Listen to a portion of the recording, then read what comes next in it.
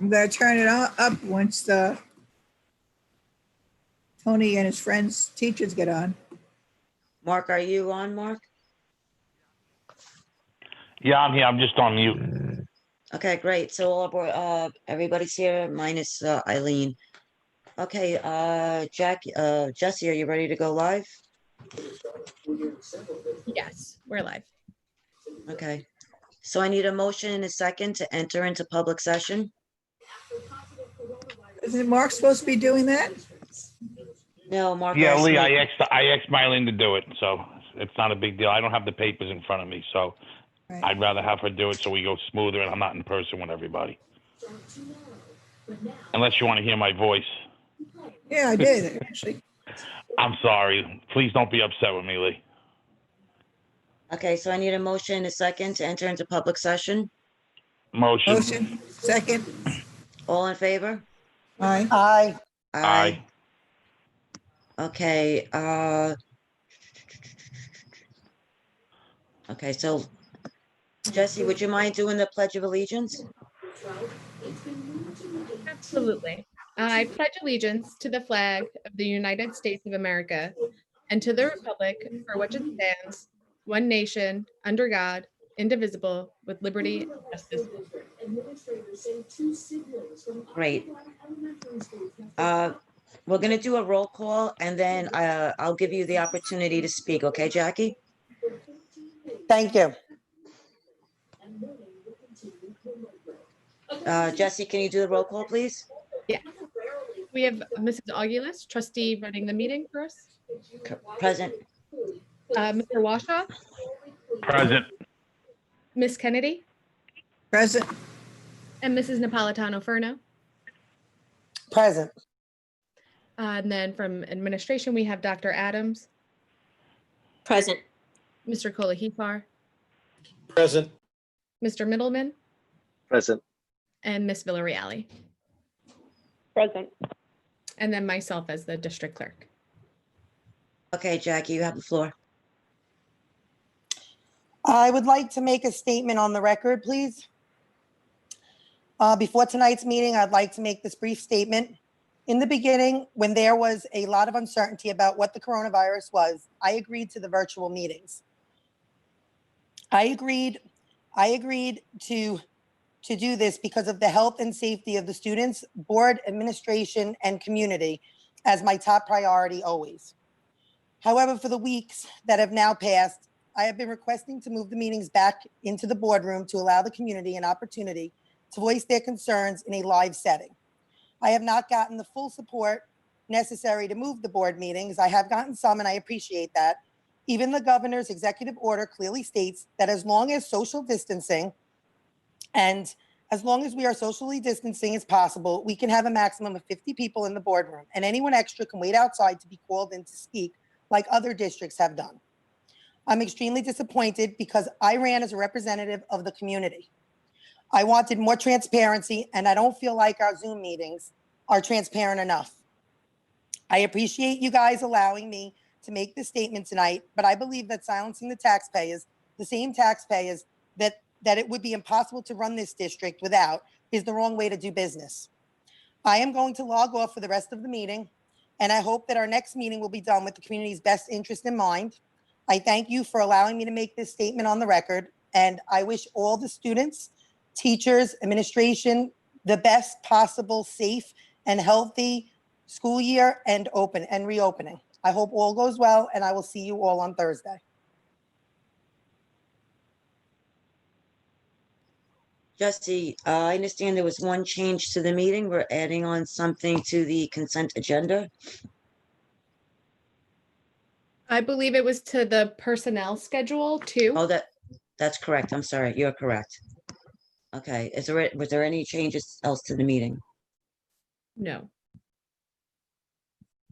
Okay, so I need a motion and a second for the approval of the minutes of the August 25th, 2020 business meeting.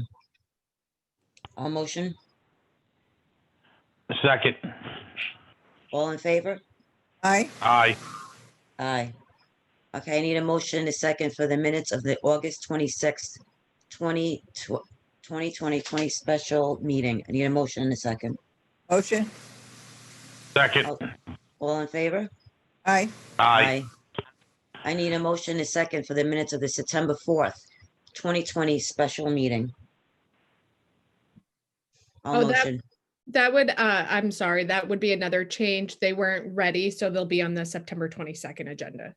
Perfect, thank you. So we'll just table that one. Thank you. Okay, so I believe, Dr. Adams, you have the floor for the reopening update. So I'm going to ask Ms. Kemp to put the PowerPoint on.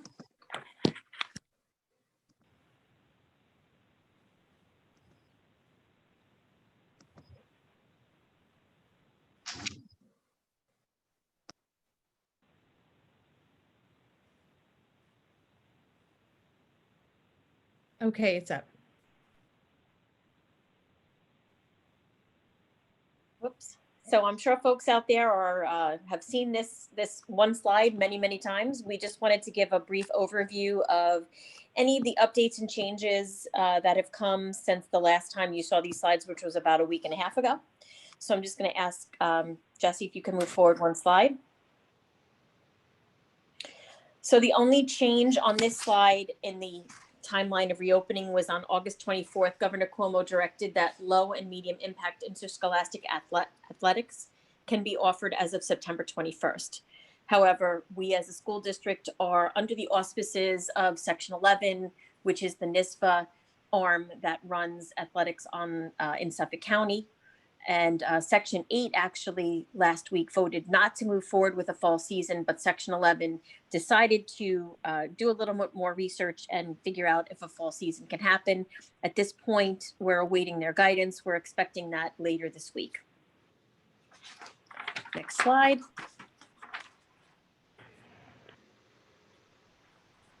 Okay, so these are the reopening updates. So I just wanted you to know about all the PPE that we have secured and is in the district, so people can feel comfortable that we are providing as safe as environment as possible.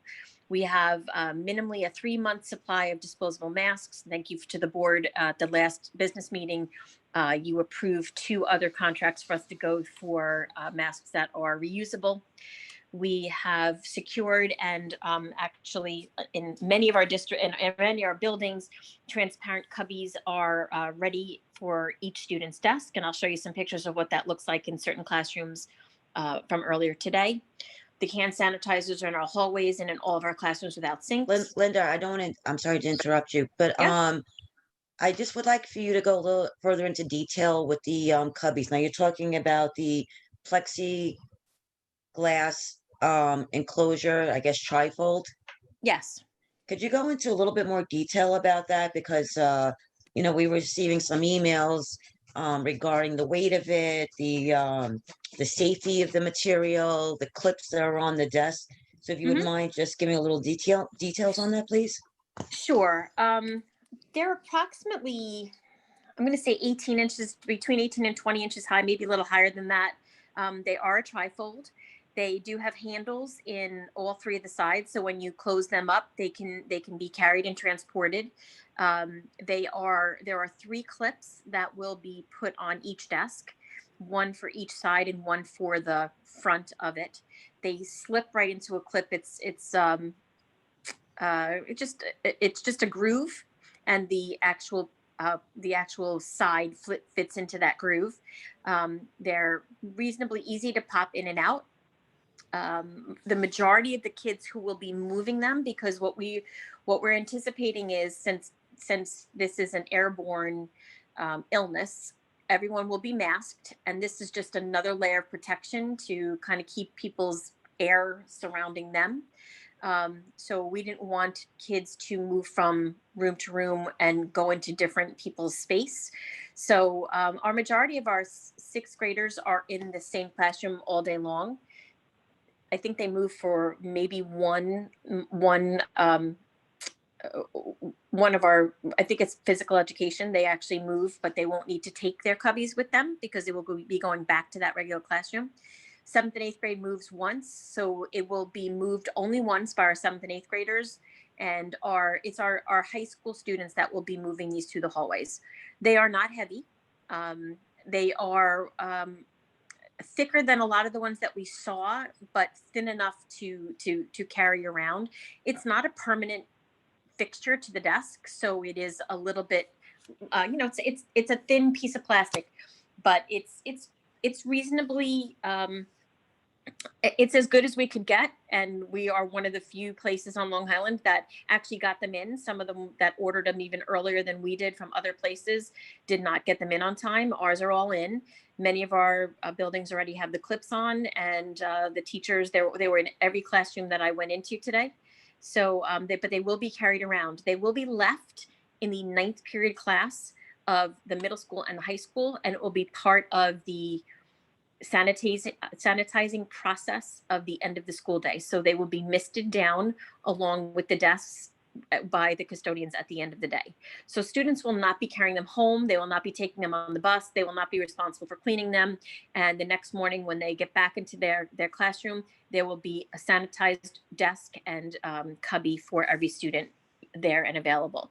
One of the questions that was raised by one of the parents at the meeting that we had 2 weeks ago was, what happens if a senior arrives second period and they don't have a cubby because their first period class, someone moved it with them. So we will be having a short supply of cubbies at the second period login, where people come in and swipe their card to come into the building. So we've taken that into account. One of the other questions I was speaking with the teachers at high school today was, what happens if the classroom has 15 seats, but there's only 10 students in their 9th period class? Will there only be 10 cubbies for the kids the next morning? And our custodians will move any cubbies around to make sure that every desk has a cubby to restart the next day. The other things that we have secured are gowns, gloves, this teacher stand-up shields, which are about a 7-foot high shield that goes on rollers on wheels, so that the teachers can move it around the classroom to be between them and the kids. Those are in as well. Our thermal scanners are in and ready to go. All of the folks who are manning those have been trained. Our handheld no-touch thermometers are in as well. Our N95 masks for our nursing Linda, I'm staff. sorry. I just want to, if you could just elaborate a little bit on that. There was an email that came in today that they were not synchronized correctly or calibrated correctly. Yes. Could you just elaborate a little bit on that, please? Yeah, they need to be calibrated when they first get turned on into the space that they're in. And all of the security guards who are manning those have been through that process. So they've been trained on how to calibrate. So it will take accurate readings of temperatures. Yes, it will. Thank you. Can you go back on the gowns? What are they for? So if there was someone who is who has COVID symptoms and they go into the isolation room, it's a protective gown for our nurses. Our N95 masks are in. Those are also for our nursing staff in case there are folks who do have some COVID symptoms, and those need to be fitted to each individual's face. Those fittings have been secured through Northwell Health, and those will happen this week. There's wipes in every classroom. There are face shields for folks who I'm need sorry, them. Linda. I'm sorry, Linda. One more question. So the wipes in the classroom, are there going to be ones that are for teacher only and then one for kids only? Like, how would that be disseminated? No, the wipes are for anyone who wanted to use them in the classroom to wipe down their personal space. Okay, so the wipes are for everybody. Thank you. Right. There are face shields that were ordered for folks like speech pathologists who would need them. And for folks who wanted safety goggles rather than face shields, those would also be for our nurses who might be in contact with folks who have symptoms. And our sanitizing misters, we have 30 in the district right now, and we are expecting more, but 30 is enough to get everything misted and sanitized when students leave on Thursday. So that's the PPE. Is that going to go throughout the building? The sanitizer? Yes, they're going to mist down the classrooms. They're going to mist down the desks and the cubbies. We will be wiping high touch areas repeatedly during the day, like door handles, sinks and the like that are out, that are not in the classrooms, but the classrooms will be wiped down whenever possible, that they are empty. We are not allowed to sanitize when there are people in the classrooms. So let me show you what it looks like. So if you look at the next slide. So on your right-hand side is actually a second grade classroom. And on your left-hand side is the library at Sycamore. The library at Sycamore has been turned into a fourth grade AM classroom. So you'll see that there are some bookshelves that are gone, and it actually turned out significantly better than I thought it might with the bookshelves coming up. The custodians did an amazing job making it into one classroom. And you can see that the cubbies are already up. So you see the two black bars. Those are the corners of the cubby, and that's where they fold. So they fold into that the faceplate that is behind that. So that's our elementary in person. I just wanted you to see what the classrooms look like. Thank you. The elementary fully virtual. Dean, you want to chime in on this one? Sure. So for our fully virtual option, we have enough students to have 2 sections at each grade level for students in kindergarten through grade 5. I sent out a letter this evening to all of our virtual elementary parents to let them know that schedules and teaching assignments will be posted to the parent portal tomorrow as a reminder, and that we have named the 2 people who will be responsible for the virtual elementary program. That's Miss Karen Moser, the Administrator for Student Support and Data, and Miss Carrie O'Rourke, who is the Chairperson of Elementary Special Education. Next slide. Okay, go ahead. Here is on each of our secondary websites, the high school and both middle schools, we will be posting schedules for the entire month. We're going to try to do 1 to 2 months at a time. That way we would be able to give people an idea of what students report at what time or what day, so we can lessen the confusion. Obviously, it's a very complicated schedule at the secondary campuses, and we want to make it as user-friendly for our parents and students as possible. Next slide. This is just a sample. This is the bell schedule for the middle schools. And as Dr. Adams had expressed earlier, the bottom picture is a picture of student desks with the cubbies, and then another space that is socially distant for our students. Again, the middle school schedule goes from 7:49 in the morning to 1:45 in the afternoon. It gives teachers time in the afternoon to touch base with virtual students, as well as plan and prepare for the next school day. The upper right picture is actually the RMS cafeteria, so that you could see students will be socially distanced while they're in the cafeteria as well. Next slide. How do those chairs stay put? I mean, what's to say a kid's not going to move their chair next to their buddy? There are chaperones and teachers that are serving their duty in that cafeteria and or that classroom. Is there going to be any tape on the floor? They'll know where they're supposed to sit, or those desks, I mean, the desks where they're supposed to be, or? We can do that. We've actually asked some of the teachers have asked for that in their classrooms. So we can absolutely provide that. Okay. I know you have a lot on your plate. You know, it's easy for us to walk in here and just pick a little thing when you've done so much, and I thank you for it. Thank you.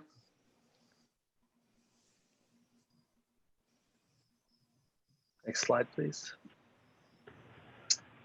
And this is the high school bell schedule. Students start at 7:18 and again end at 1:14.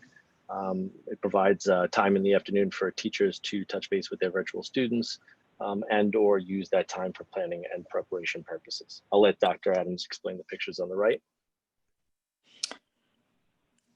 So the upper right picture is actually a social studies classroom ready to go. You can see that the cubbies are in place, the smart board's in place, they're socially distanced. The middle classroom is actually keyboards. So this is a music classroom. Now in music classrooms, kids need to be 12 foot away. So you'll see that the spacing is different. So even though it's a keyboard class, it's set up for keyboard class. It's also set up for kids to be able to sing because this is a choral room. And the bottom right is our cafeteria in the high school. Once again, socially distanced desks for kids to be able to eat in the cafeteria. Next slide. I'm sorry. I was just gonna ask, how many classes go in there at once? In the high school cafeteria, Yeah, it's not done by class, it's done by students. So I couldn't actually give you that number. In the middle school, it's 3 to 4, but remember that 3 to 4 are now 12 to 15 max. So Okay. it's a much smaller group of kids. thank you. So last Friday, I had sent out an email to our hybrid and our full virtual students and their parents to let them know start dates and different information regarding when we will actually start the synchronous learning. Based on some feedback that I received, it wasn't as clear as it needed to be. So we put together this graphic that will be emailed to our parents. It actually has been emailed already to our parents, our secondary parents, as well as posted on our website and our different social media outlets. And it just kind of outlines for students who are in group 1, students who are group 2, and fully virtual students, what the first 4 days of school looked like. Next slide. So one of the things that we have done a tremendous amount of work with since the spring is provide a lot of professional development around technology integration for our teachers. You know, from April 6th to June 12th, we provided about 134, or actually 134 different professional technology sessions conducted by our members of our teachers, Connecticut Teachers Association, on topics that range from, you know, Google Forms to Edpuzzle to BrainPop, to personal learning networks, digital learning menus, as well as a variety of different Google Classroom and Google Drive extensions. Next slide. Dean, can you just elaborate a bit on that one?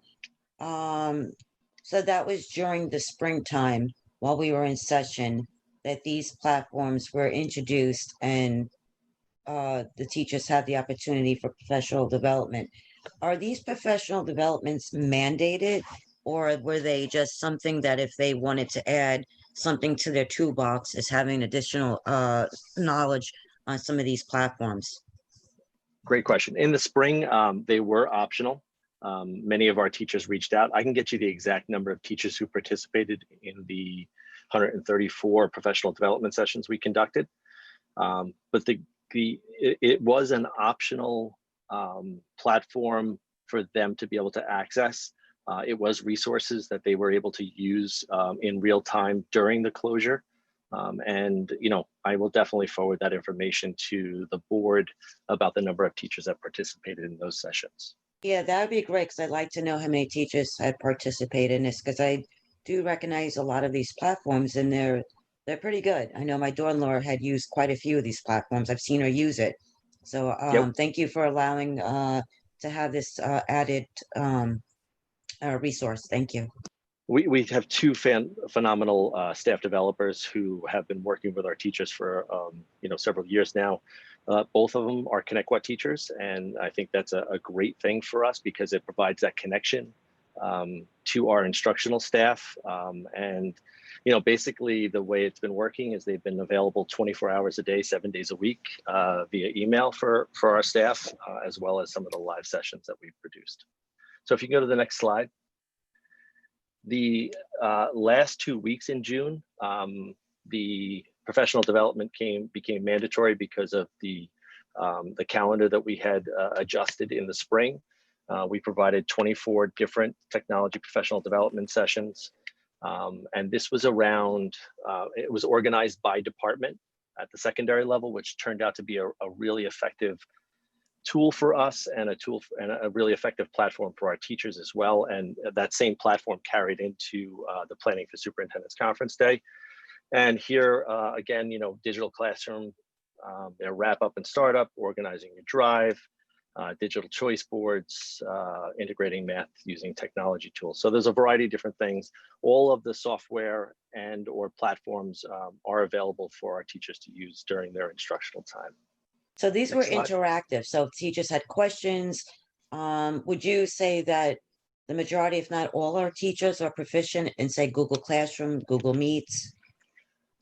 Proficient is a relative term. I think all of our teachers have had some experience with it, and I think that as you know, from the end of the school year to some of the things that we provided over the summer to Superintendent's Conference Day, they are becoming more familiar with the platform and with its use. You know, I think I could definitely say that all of our teachers know how to access it and know how to use it. Are they 100% comfortable at this time? Probably not, but you know, as they start to integrate it more frequently into their instructional practices, they're going to become more comfortable with the technology in the classroom. You can always Next ask a slide. student. Next slide, please. Over the summer, one of the things that we definitely identified through a lot of our surveys and parent meetings was to provide an opportunity for parents to gain that knowledge as well, to support their students and to be able to, you know, help their students, you know, during the instructional time, as well as, you know, increase their own knowledge base of the platforms that we have available. We did a 12 video-based instructional series, one that one that parents can go back to at any time to refresh their skills, as well as 6 live opportunities of Q&A support for parents. And that went from organizing my drive, how to Seesaw work, iPad, Chromebook tips, utilizing student Gmail, accessing a child's Google Classroom. And again, those are all located on our district website under the button called Digital Parent Resources. Next slide. And just coming up to Superintendent's Conference Day, you know, one of the things I didn't mention is we did have a staff developer that was available over the summer for our teachers. They were available 3 days a week. Teachers could reach out. Obviously, they didn't have to, but we had many of our teachers reach out to that staff developer over the summer to be able to answer questions and kind of help them prepare for the upcoming school year. During Superintendent's Conference Days, we had 3 total Superintendent's Conference Days, 1 teacher orientation day. We provided 9 technology professional development sessions, as well as 13 other professional development series. And one of the great things that we're really proud of is that a majority of it was conducted by our ConnectQuad teachers and our ConnectQuad administrators as well. We did have a BOCES model schools person that provided additional support. We did Google Classroom, digital parent resources, Seesaw, digital virtual tools, Chromebook training. We did YouTube Live for our secondary teachers as one way that they could stream their lessons to their virtual or at-home students. We did Google Meet, home to school connection process, which is another option that we gave our teachers as a way for them to stream their lessons to the students who are hybrid or at home. You know, a hot ticket technology Q&A. We continued our Teachers College units of study and reading. We did some priority standards work with all of our departments at the secondary level, as well as some elementary math, science, and social studies support, and AED CPR, as well as Savis, which is a new platform for us that houses many of our digital textbooks. Next slide.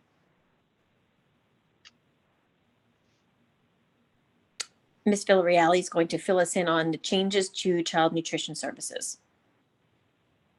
Good evening, everyone. So the USDA, the U.S. Department of Agriculture, announced this week that all school districts participating in the National School Lunch Program can temporarily serve free lunch to all students until December 31st, 2020.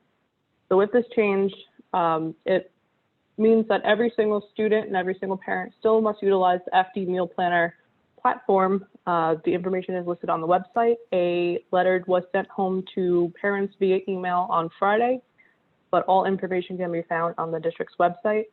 Parents will be able to order either on a Sunday afternoon for the week or on a day-by-day basis We just ask that by 5 p.m. the night before, that the entire order is placed at least for the next following day. This way our food service personnel can go ahead, print out all of the orders and get them prepared, because it's not just the in-person learners, it is also the virtual that have to come to pick up their meals as well. So lunch for K through 8 will consist of either a hot or cold option, fruit and or a vegetable, and milk or juice. K through 8 is eating inside their classroom for the day. However, lunch for 9 to 12 will consist of the same, with another alternative option for Snapple, water, and snack upon pickup for purchase. All the buildings have water bottle fillers installed. So students will pick up their pre-ordered meal at the high school and consume their meals in the cafeteria. Students will eat at desks to ensure social distancing. And as stated, the district will utilize the FD Meal Planner online ordering system to transition to cashless payment. If there are any questions, the food service manager contact information can be found on the district's website. There are plenty of other materials to review on the website as well, but any questions, feel free to certainly give a call. So the one question that I've seen that pops up a lot on the Facebook is, I know pre-dating this, if children were to get a free lunch or a reduced lunch rate, they would have to fill out that form. Are we still requiring parents, for every parent, to fill out that form, or is that form obsolete now and we're going right into this program that the USDA had offered? If families will qualify for free or free and reduced, they should go ahead and continue to fill out that form, because that's something that we'll have to do in the long term anyway. For beyond December 31st, 2020, should this not extend, it's something that we'd have to be prepared shifting into paid lunch at that point in time. But it doesn't hurt for any family member that wishes to go ahead and apply now, whether you feel that you qualify or not. It's just preparing us for January 1st and beyond. Would you be able to just put a quick email to parents? Because I think that's where the confusion is coming in. Those that normally would not be able to participate in this are confused whether or not they're supposed to fill out the form, not supposed to fill out the form. So if you could just put a little clarification out there for parents so they understand, to those that still continue to fill out that form that they have normally have, and those that have never filled out the form don't have to fill it out, because this is an automatic, they'll be entitled to the free lunch. Absolutely. Yeah, that'd be great. I think there's some confusion there whether or not to fill out the form or not. Now, the USDA, do they subsidize this? How do we, as a district, get allocated or paid for this? It is through the state, and it's pretty much through the state until the state runs out of money. So I'm sure December 31st will be as far as this program extends. Great, thank you. Next slide.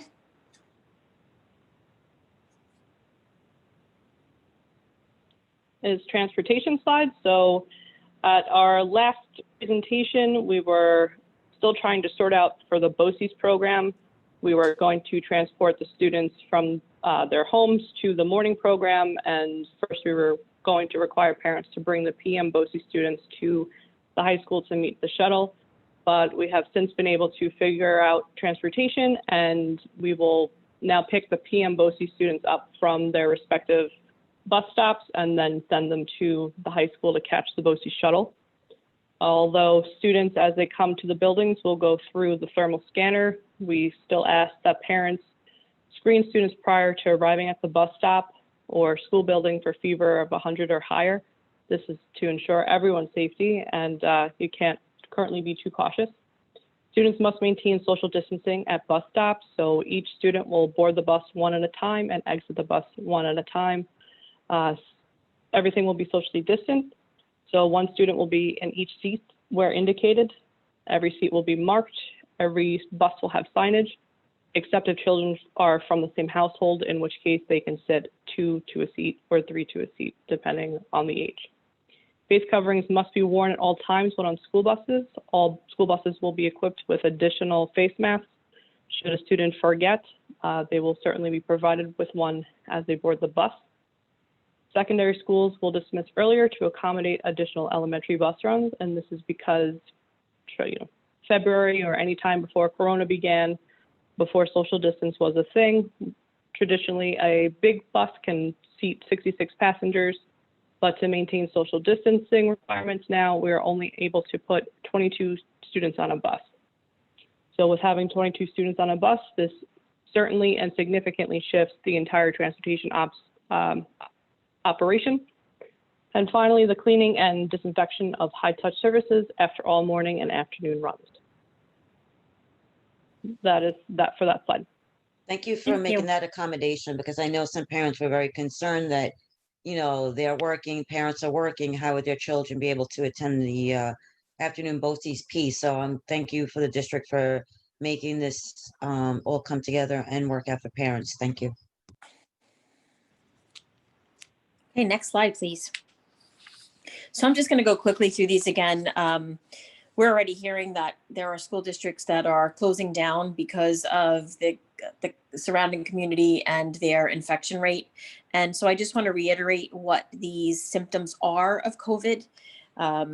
So no one should go be in school if they have a fever of 100 degrees or greater, or chills, cough, shortness of breath or difficulty breathing, fatigue, muscle or body aches, headache, loss of taste or smell, congestion or runny nose, nausea or vomiting, and or diarrhea.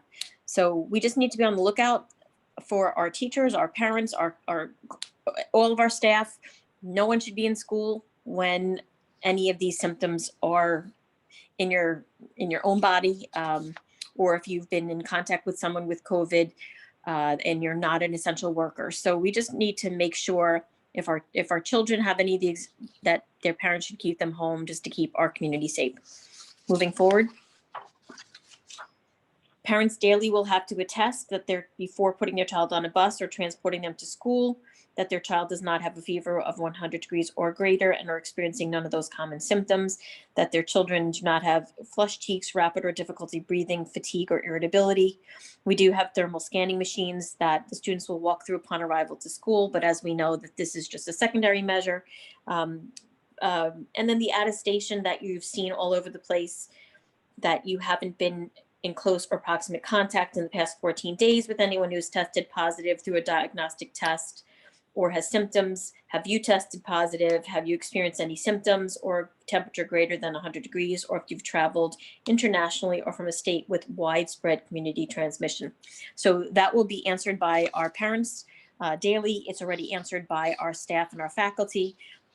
We have a QR code on our doors for visitors that are mandated to be in the district, such as contractors. And then this is something that was asked in each one of the parent questions. How do you return after an illness? So I just wanted this up there as well. It's not anything new, but it's just something that I felt you needed to see one more time. So moving on. So Linda, can I just bring up something? And Yeah. I could tell you, as somebody who suffers terribly with allergies and sinuses all year long, there is an allergy cough, there's allergy sneezing. I mean, obviously it's not associated with fever or anything like that, but I know that parents are concerned that, you know, asthmatics sometimes have a cough, so do they need to bring in a note to say, hey, my cough's it's not a COVID cough, or my allergy cough is not a COVID cough? So usually when people have severe allergies like that, that's in their record. So the nurse has probably seen them in the past, or their parent has, you know, sent in something saying, you know, my child has really bad allergies and this is how it manifests. So if it's not in the current record, then they definitely should bring in something from their physician or, you know, their parent until they can get to a physician saying, this child suffers from asthma, and so these are the symptoms and this is how it manifests, because the nurse will look and see whether or not it's in there, something's in their file that would determine whether they might not have COVID.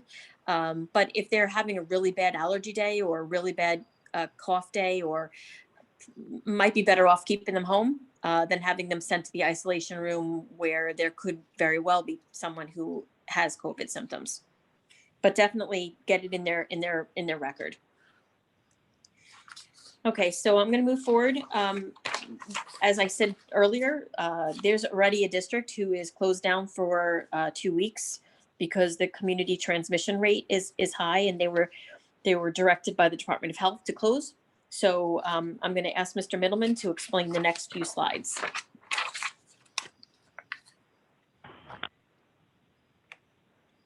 All right, next slide.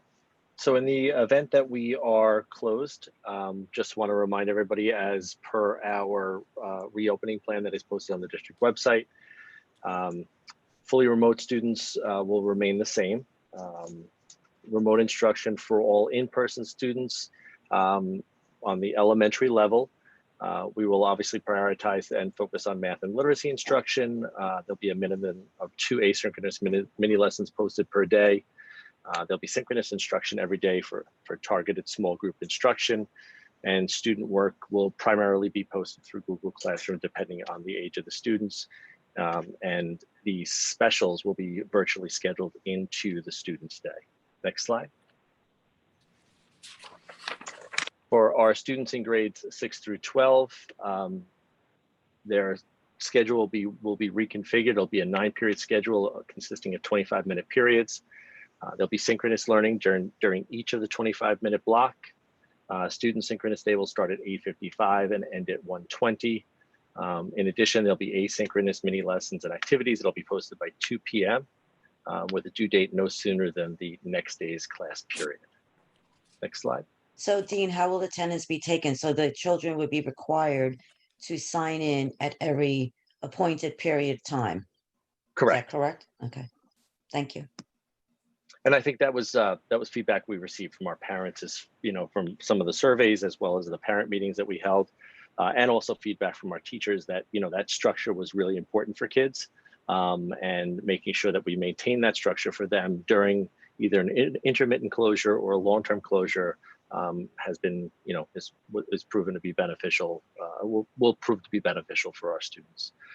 Here's just a sample of what that schedule looks like.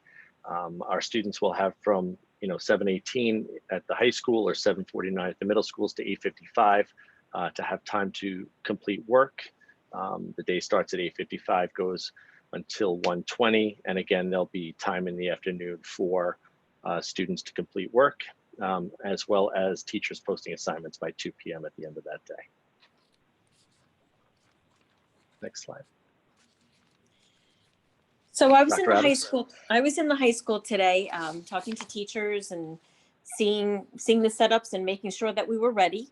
And this was on a door in the high school, and it says, if you can't see it, everything new is hard at first. And I thought that is absolutely a perfect statement for where we are right now.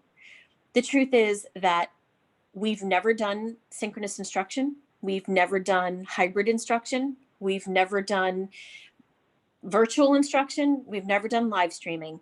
And it's going to be a new experience for all of us. And to be honest with you, we're living in a very anxious time in American history, in the world history. We are all working extremely hard to make this the best experience for all. It's new for our teachers, it's new for our staff, it's new for our students, it's new for our community. And so we're trying to reinvent an organization that's been around for hundreds of years in a blink of an eye. And there are likely to be glitches. There are likely to be days where a pole goes down and we lose connection. There's likely to be days that the technology is not perfect. It's not going to be perfect. We're not in an ideal world right now. And so what I'm asking everybody to do is be patient and understanding. And above all, we're going to live together through this, and we're going to come out the other end. And the best thing that we can do to each other is be kind, because everyone is going to experience some issues. Everyone is anxious. And the best thing that we can do as a community is come together, be kind to one another, and know that we're working our hardest, everyone, to try to make this the best experience for kids. So I'm asking you to be patient, to be understanding, to know that we are all working together for the same thing, and that is for our students to be as engaged and as successful as possible.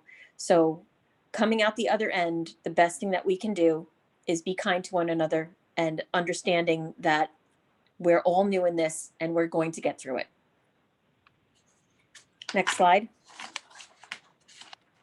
If I could just add on for a second to that, if everybody does their part, we're required to wear our mask on our, on our social time. We're required to wash our hands.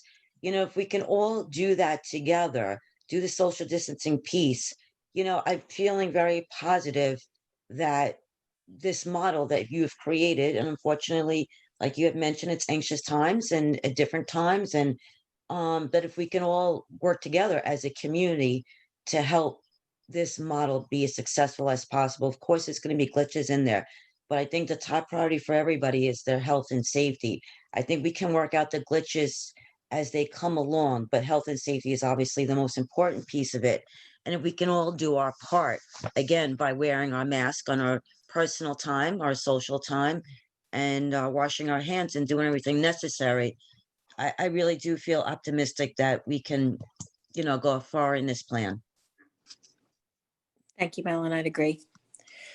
So our opening day for students is Thursday, September 10th. I was reading in Newsday today how Garden City schools were back today with children. In fact, 61 school districts came back today with children. And what the principal actually said was the school building's been too quiet. So we're looking forward to our kids returning and bringing their energy and their liveliness, and that will happen on Thursday, September 10th. So we're very excited to welcome our kids back. And thank you, board, for your support as we've moved through this process. It is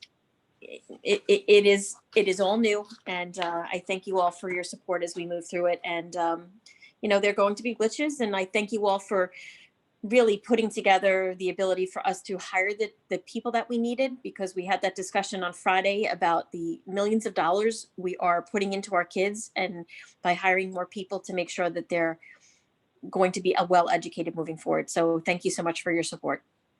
So I'm glad that you brought that up, because that was one of my questions. I actually ran into a board member at another district, and we were just lightly chatting, and I said, yeah, we spent, close to $4 million to support our hybrid, support our virtual. And they said, we did not spend that kind of money. And I said, yeah, I believe our district really, stepped it up and tried to accommodate everybody and every child that we could. So bringing that up, and I pray that this is not going to be the case, but we did spend a significant amount of money to unroll this plan. If it, by some chance that, we're looking at some of the colleges that now they're sending kids home, and now they're going 100% virtual. What happens to all these plans we put in place, and in particular to hiring these people that came up with a $4 million, almost a $4 million price tag? So it's likely that what we would just do is go right into fully virtual with the staffing that we have, because we would not want to change our children's teachers, if at all possible, to keep that consistency. And, as you all know, we went to smaller class sizes, K-5, in order to make sure that our kids could all fit in socially distanced in a safe manner. So it would be likely that we would roll into that with leaving the same instructors. That would probably have to be reevaluated if some of the cuts that were projected from the state aid were to happen. We would probably have to go back to the drawing board and collapse some of those classes and excess some of those teachers, because if we lose $11 million, us and all the districts in New York State are going to be back at the drawing board to try to figure out how to make that work. And that was definitely a concern. Sorry, Lee, go ahead. No, that's something where, in the back of our minds, but I think that we reached out to every family in terms of what they want, be it virtual or in school learning. If the parents talk to their kids, like you talked before about wearing their mask, that's key. If these kids wear their masks, I believe that we can do it. So I don't even want to think about the what ifs, because the what ifs are going to be horrific no matter how we look at it. And I'm hoping that administration is putting together a variety of what ifs just in case, but I'm going to be positive and say, parents, whoever's listening, talk to your children. That's key. If you want your kids in school, talk to them, because we can only do so much in the schoolhouses to monitor this, especially your middle school and high school students. They think that they don't see it. It's not in their household, so it's not happening. Parents, talk to your kids. Otherwise, life will change and it won't be pleasant. That's all I have to say. And administration, you've done a great job. We're all anxious. We're jumping on each other. We see Channel 12 News going on. There's 100 teachers out there with their cars. Thank God we have over 600 teachers. So the vast majority do believe that we're doing it right. No, I'm tired of all that. And I can't wait for school to start. I can't wait to get rid of the glitches. I can't wait to hear that the kids are wearing their masks and everyone is happy. And we can educate just the way we were doing before this even started. And I'm really proud of the way that we've handled this, no matter what people want to argue about at this point. Thank you. Thank you, Lee. And you brought up about Channel 12 News. Linda or Dean, would you like to use this opportunity to sort of alleviate any concerns that were mentioned today? One, I think they were saying about the technology component, and I know, Dean, you did elaborate that quite a bit. If you could just touch back on that just a little bit briefly again. Not the platforms, but the actual technology itself is a matter of connecting and things like that. Because, what was said on Channel 12 News is that we won't be ready. I understand that this Thursday and Friday, you're gonna just basically welcome our children in, those that are coming in, and then Monday would start sort of the virtual plan. And I know, again, on the other virtual piece, if the child is going 100% virtual, but that was mentioned on Channel 12 News. And then there was the other piece of the sanitary component, which was also sent in an email as well. So if you could just touch back on those two topics, which I think they're pretty important, just to elaborate one more time on those two things, please. Sure, I'll touch on the technology piece a little bit. As with any reopening of school and any year, when we do our full cleaning and our waxing of our rooms, rooms are disassembled and then put back in place. And there are times where, it's not ready exactly when everything else is. So as a typical year, we did have rooms that needed to be connected, and our technology team did an amazing job of getting through the district to make sure that everything was back up and running to the level that we expect, for our teachers and for our students. There is definitely anxiety on our teachers' part with regards to this new style of instruction. And it is something that we're going to continue to provide professional development for them from both, our staff developers as well as our administration to make sure that they have the skills necessary in order for them to be successful in the classroom with our students. Like every other district, we are waiting on technology to arrive. We do have a Chromebook order that has been placed for our 6th through 12th grade students that we are waiting for. As well as we're still waiting for New York State to approve our Smart Schools application in order to provide Chromebooks for our elementary students as well. So, we'll continue to provide updates to the board as we get them from our vendor.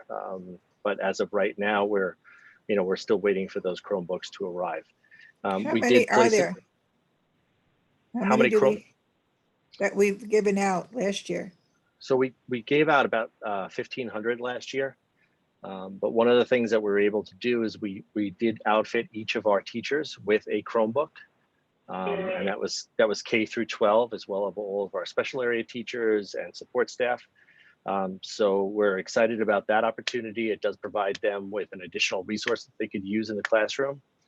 And we did that prior to the school year, as well as the remainder on the first day of school. The other thing that we are still waiting for is our webcams to arrive. We were promised that they'd be in on August 26th, and there was a holdup in one of the distribution sites down in I think Tennessee with regards to a COVID issue there. But we were able to resecure additional ones, and we anticipate their arrival to be tomorrow. So we will be working overtime to make sure that that is all in place in all of our secondary classrooms, as well as those cameras that are needed in our elementary schools as well. So, thank you, Dean. So, and we did touch on the training piece when you talked about what we've done during the spring, what we've done over the summer. So the training piece, thank you for addressing that. The other question was the ventilation. How are we working on, how are we doing on that end?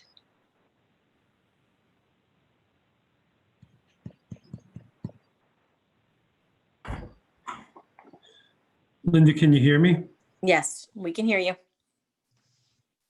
Mylan, if you don't mind, I'll do my best to try to answer that question for the board and community.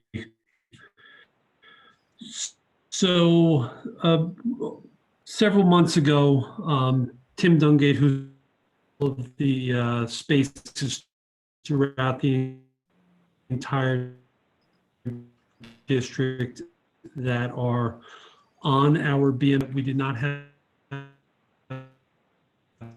full confidence in their ability to be used. Tim started going on a building by building basis.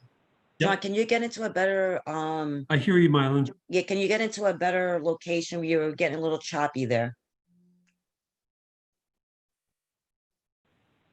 I don't know. Let me take my computer into a different room. I'm not 100% sure I'm going to get better connectivity.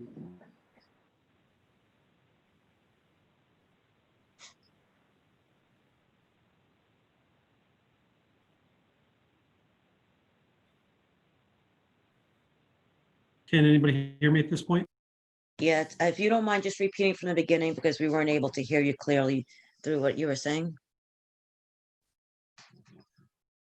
I'm certain you can hear me. I could try calling in, and if you want to back a minute. Yeah, try calling in. I think that would work better. Sorry, John, thank you. Yes, Okay. please call in. Thank you.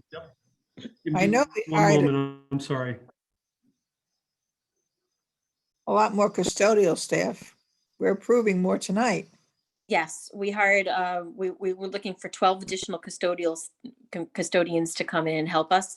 I'm just going to quickly, while we're waiting for John, if you don't mind, board, can I answer the public questions that were put forward? Yes. Yes, please. Can you, and then if you can add to that list too, what is the typical day of the custodial staff, so that parents know how often we're being, facilities is being cleaned and how it overlaps, even when the building is empty, that there'll be continuous cleaning? Okay, that would be John also. So we'll wait till John gets in for that one. Great, thank you. So we had 2 questions. Are there restrictions on type of masks? Are neck gaiters allowed? So at this point, it's face coverings. The New York State Education Department nor the Department of Health have said that neck gaiters are not allowed. So at this point, we just would like face coverings to be worn the entire time that students and staff are on grounds. So we're not restricting that. Mr. Middleman already gave an update on the Chromebooks. We have a parent who's saying, please don't take the masks off. We completely agree, even though we have all these extra barriers. We want to keep everybody safe. So we want to make sure that the masks stay on with mask breaks. Some of our, I'm getting a lot of feedback.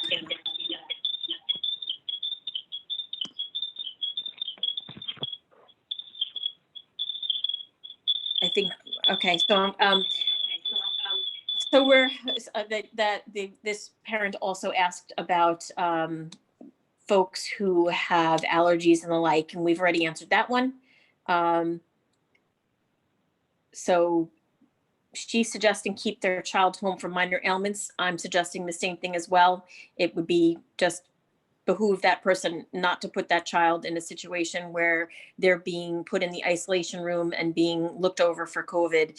If the parent knows that it's just an allergy, it might be better off keeping them home. And then the parent also asked about lunch, which I think Ms. Villarreal explained earlier, that USDA has provided free lunch for everyone through December, but it's just the regulation lunch meal. It's not double anything. It's not additional cookies. It's not, it's the regulation lunch meal, which Ms. Villarreal explained earlier. We will put this PowerPoint up on the website for everyone. Either You could put it tonight on the or tomorrow Facebook. morning. If you could put it on the Facebook page too, because I know a lot of parents tend to go to that because Sure, sometimes it's a little bit easier to see that the information directly. sure, we can do that. All right, I don't know if John is back on yet or not.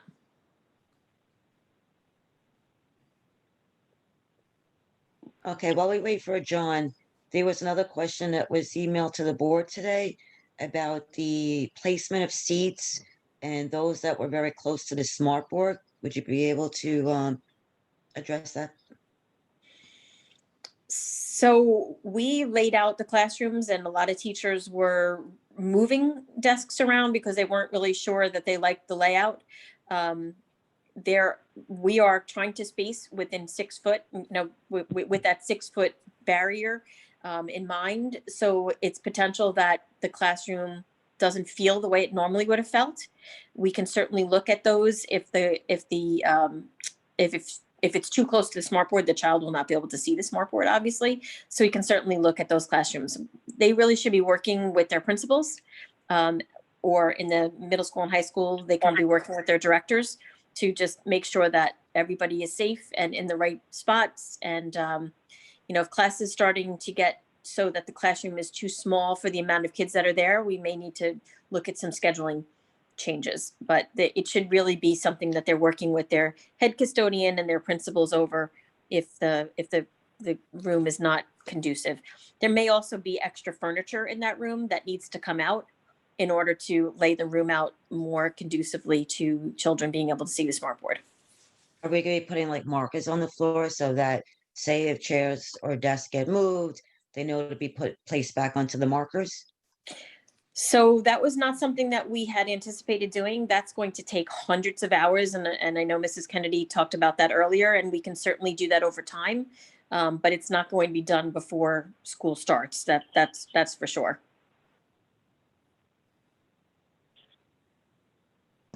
Thank you. Linda, would you like me to chime in now? Yes, please. Thank you. I'm sorry about that, everybody.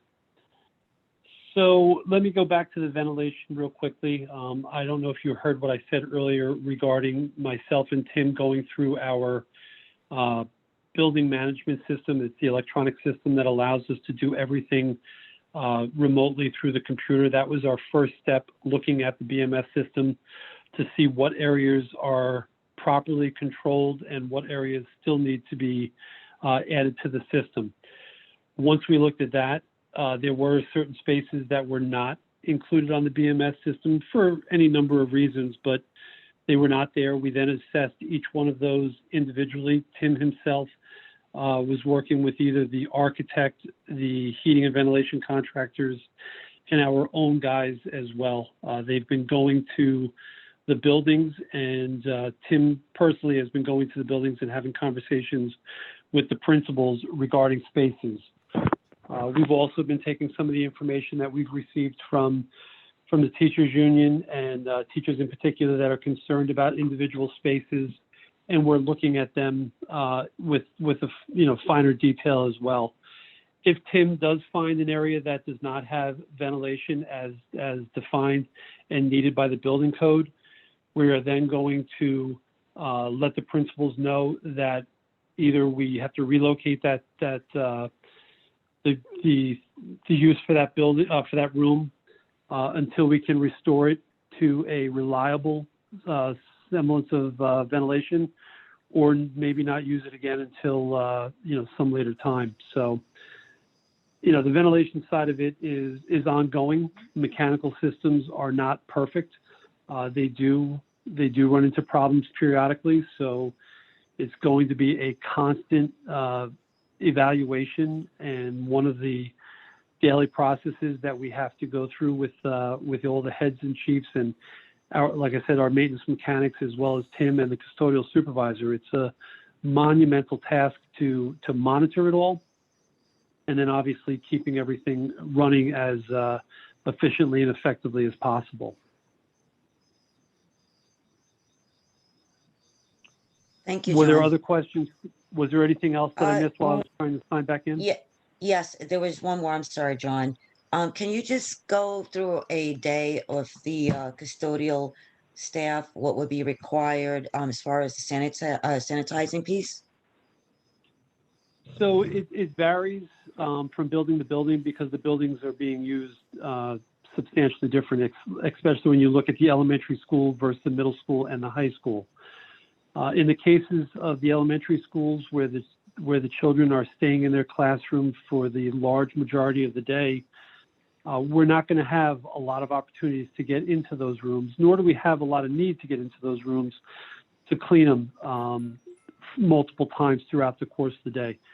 We are working with the principals to identify those windows of opportunity to get in there, to clean the desks and the tables, as well as the bathrooms whenever those time windows present themselves.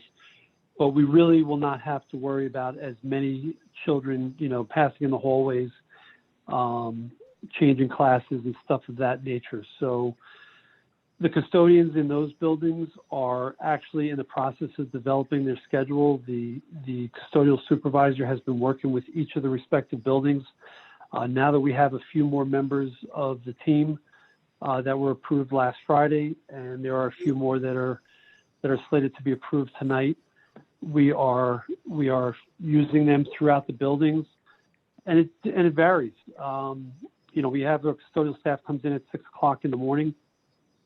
If lunch doesn't begin till 10:30, our need to bring in multiple people earlier in the day is less than if lunch began at 9:30. So we're looking at the schedule for each building and the number of children in the buildings, number of overall spaces, and making those determinations.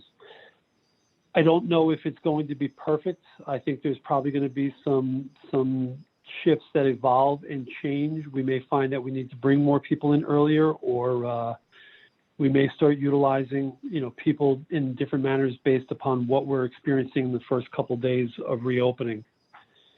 At the middle schools, the secondary schools, we have been working with the building level administrations and getting a classroom utilization schedule that tells us what periods the buildings are being used and in which of the spaces. So that is helping us identify those times when rooms are not being utilized and we can get in them and do additional cleaning.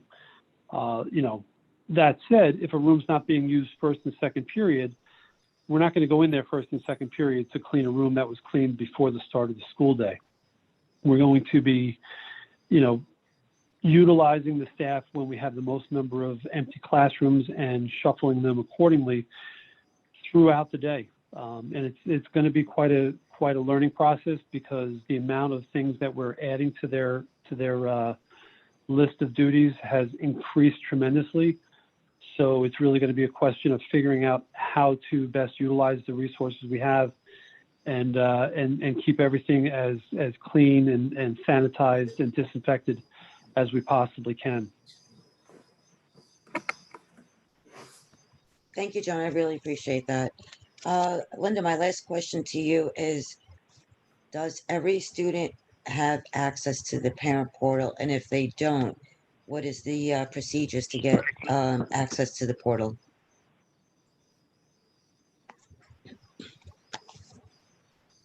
I'm I going can to answer that question. I was going to ask Dean to answer that, right? So if a parent has any issues with their parent portal, the login, their password, they can email parentportal@ccsdli.org. And their response will be answered relatively quickly and will resolve whatever challenges or conflicts they have. Okay, so we have our children with schedules and our teachers with schedules.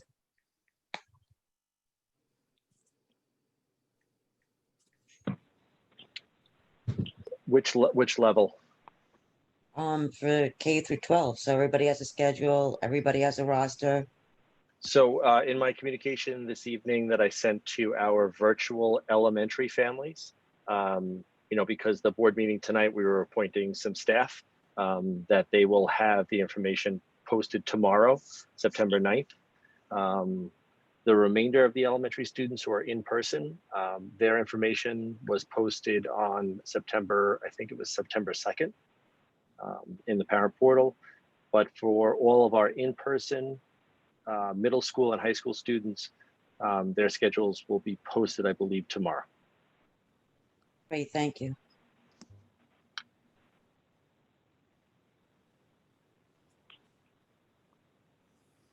Mark or Lee, do you have any further question? Not I'm for good. John. A day in the life of custodians would be very consuming, that's all I know. I agree. Okay, so Linda, you did answer those public session questions. Can we move on Yes. from that point? Okay, great, Yes, thank you. ma'am. Okay, so let's move on to the recommended action, personnel matters.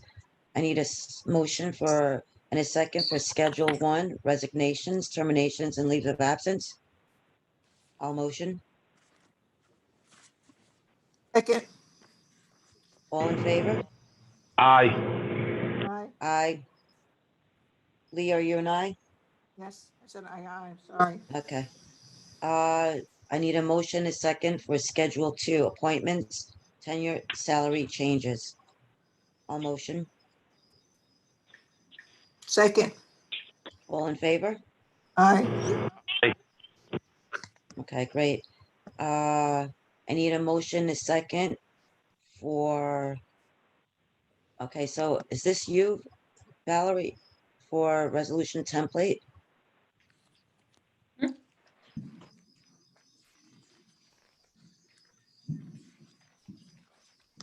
What's the resolution template?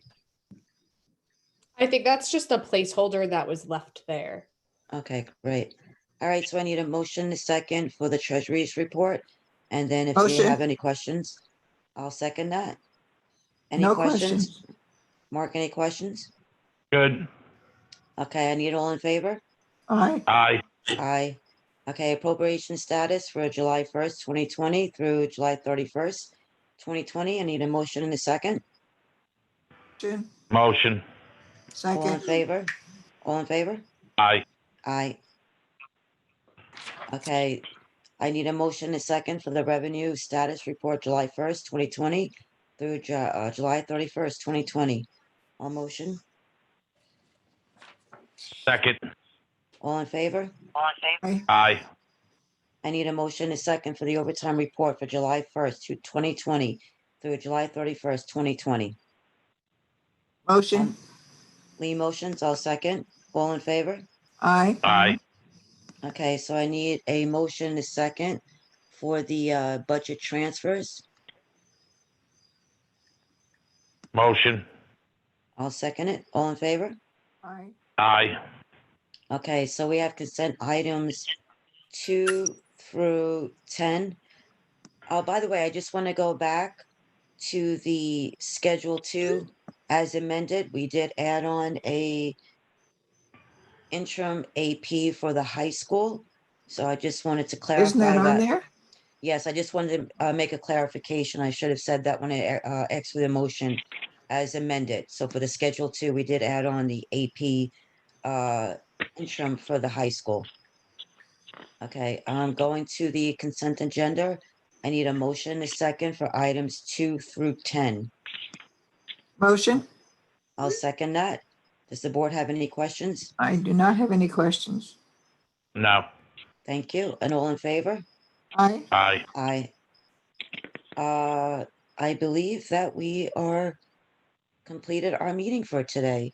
So I need a motion. Did you have something to say, Mylan, I Mark? just need one thing. I need everybody to go into executive for 1 minute, maybe just for actually 30 seconds after the meeting. Sure. Okay, so let me get the motion a second to leave public, and then I'm gonna ask for a motion a second to enter into executive session. So let me do the motion for public to adjourn. I need a motion and a second to adjourn our public meeting. Motion? I'll second that. All in favor? Aye. Aye. Okay, so I need a motion and a second to enter into executive session. Motion. Second. And Okay. we have to state the purpose for executive session. Yes, thank you, Lisa. I would have to assume, Mark, it's a personnel? No, it's not even personnel. It's actually about some equipment that we have for the school. Public is it- session It's about- conversation. PE stuff. And I'm not sure, how, is there something about a contract that you need? No, legal nothing advice? bad. It's just, I just want to make sure of something. That's all.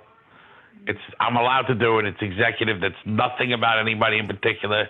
It's going to take 30 seconds. Thank you. Is it about masks? Man, I just told you 30 seconds. Give me. Thank you. Mark, I just need a reason. There is only a few reasons why we are allowed to enter into executive session. And are you seeking the advice from our attorney to go into executive session? Mylin, I want to go into executive session for 30 seconds. Okay, It's not about a person or anything. no, I understand and- that. Okay. So So- if you're seeking my advice, that would be an appropriate reason to go in, or if it's about maybe a particular contract you're concerned about, not concerned about, but that you want to discuss, that would be appropriate to go into executive session. It Fine. sounds to me that Mark might need some legal advice.